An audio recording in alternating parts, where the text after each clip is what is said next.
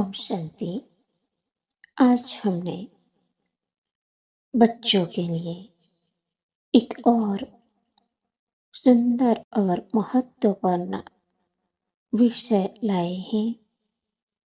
विषय है my mobile, माई कर्म, माई अटेंशन, अर्थात मेरा मोबाइल, मेरा कर्म और मेरा ध्यान। आज के समय में मोबाइल हमारी जिंदगी का एक महत्वपूर्ण हिस्सा बन गया है। पढ़ाई करनी हो, जानकारी लेनी हो, किसी से बात करनी हो या कुछ नया सीखना हो, मोबाइल हमारे काम आता है। लेकिन प्रश्न यह है कि क्या हम मोबाइल को चला रहे हैं या मोबाइल हमें चला रहा है? मेरा मोबाइल मेरा मित्र या मेरा मालिक है? बच्चों, मोबाइल एक बहुत अच्छा साधन है, लेकिन तभी तक जब तक वह हमारे नियंत्रण में है। कल्पना करो कि तुम्हारे हाथ में एक तेज गाड़ी है। यदि तुम उससे सही दिशा में चलाएंगे तो वह तुम्हें मंजिल तक पहुंचा देगी। लेकिन यदि लापरवाही से चलाएंगे तो दुर्घटना हो सकती है। ठीक उसी प्रकार मोबाइल भी है।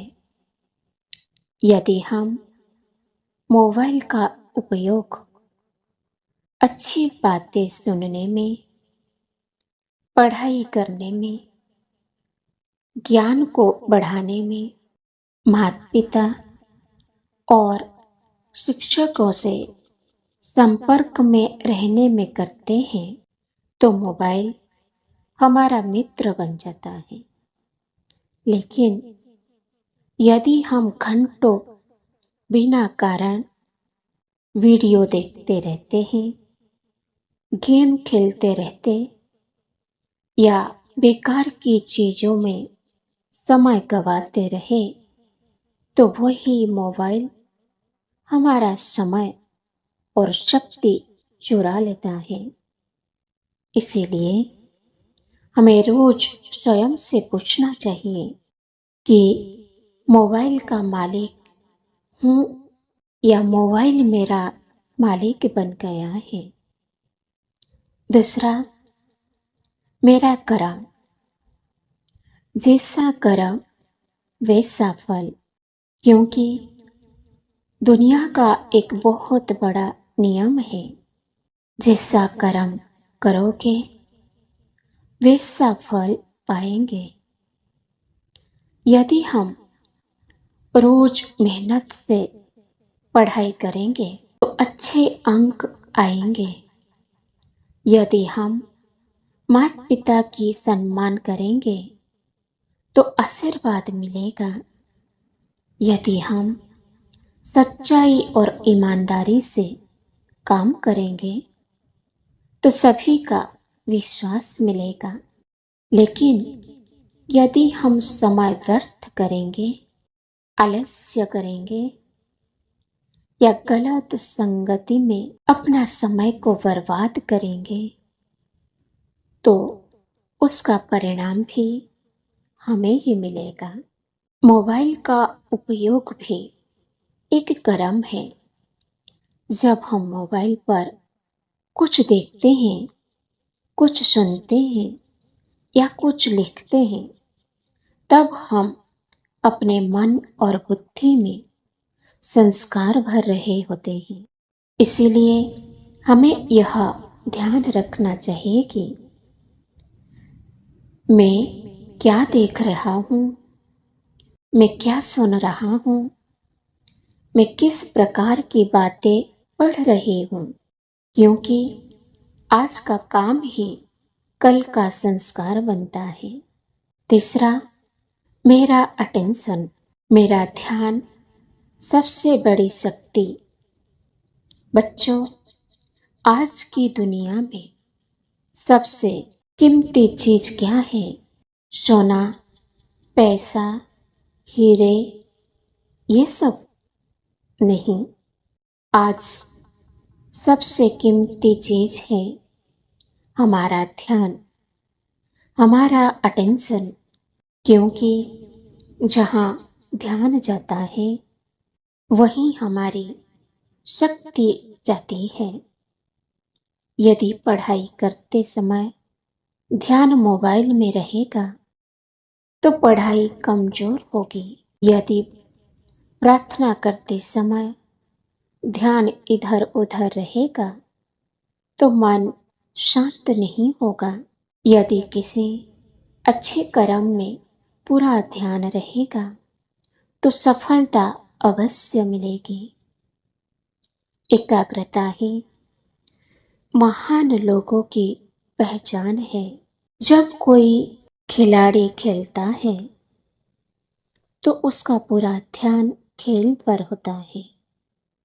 जब कोई वैज्ञानिक खोज करता है तो उसका पूरा ध्यान अपने कार्य पर होता है। जब कोई विद्यार्थी पढ़ाई करता है तो उसका पूरा ध्यान पढ़ाई पर होना चाहिए। ध्यान बिखर गया तो शक्ति बिखर गई। ध्यान एक जगह टिक गया तो सफलता निश्चिंत हो गई। चौथा, मोबाइल और ध्यान का संबंध।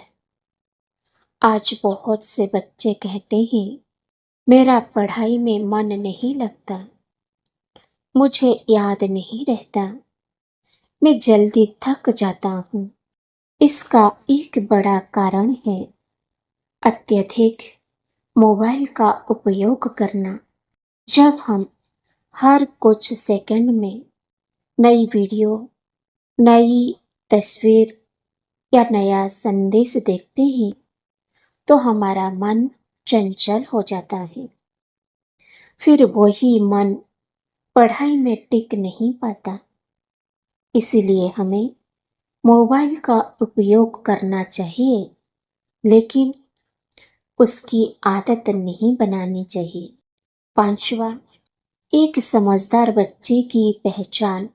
समझदार बच्चा वह नहीं जो केवल मोबाइल चलाना जानता हो।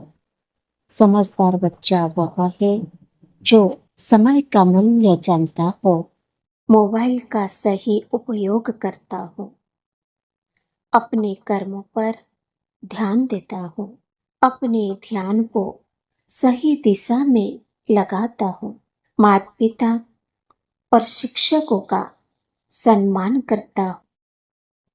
ऐसा बच्चा जीवन में अवश्य आगे बढ़ता है। प्यारे बच्चों, आज से हम 3 बातें याद रखेंगे। माई मोबाइल, मोबाइल मेरा सेवक है, मालिक नहीं। माई कर्म, मैं हमेशा अच्छे कर्म करूंगा।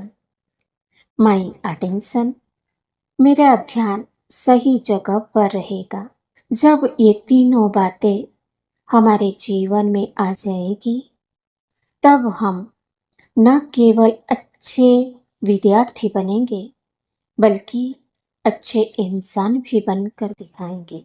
आइए आज हम एक संकल्प लेते हैं, मैं मोबाइल का सदुपयोग करूंगा, मैं अच्छे कर्म करूंगा, मैं अपने ध्यान को श्रेष्ठ कार्यों में लगाऊंगा, मैं अपने समय, शक्ति और जीवन को मूल्यवान बनाऊंगा। धन्यवाद। ओम शांति।